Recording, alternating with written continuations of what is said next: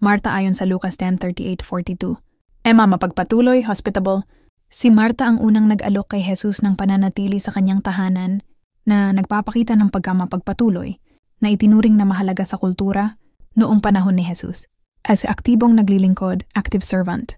Siya ang nag-asikaso ng pagkain para kay Jesus at sa kanyang mga alagad na nagpapakita ng aktibong paglilingkod na itinuturing na mabuti sa konteksto ng pananampalataya. R. Nag-aalala, worrying.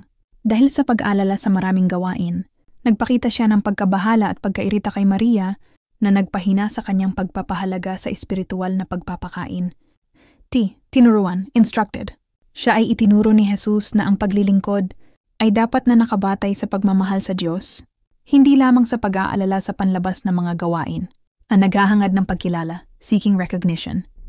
Ang kanyang pagrereklamo kay Jesus ay nagpapakita ng paghahangad ng pagkilala at pag-asana siya ay papurihan sa kanyang paglilingkod. Mahahalagang aral, 1. Balansing pananampalataya. Ang paglilingkod, Marta, at pagninilay, Maria, ay parehong mahalaga, ngunit ang espiritual na pagpapakain ang dapat na prioridad. 2. Pag-iwas sa pagkabahala. Ang dayin na pag-aalasam sa mga gawain ay maaring magpahina sa ugnayan sa Diyos. 3. Paglilingkod na nakasentro sa Diyos. Ang tunay na paglilingkod ay nagmumula sa pagmamahal sa Diyos, hindi sa paghahangad ng papuri.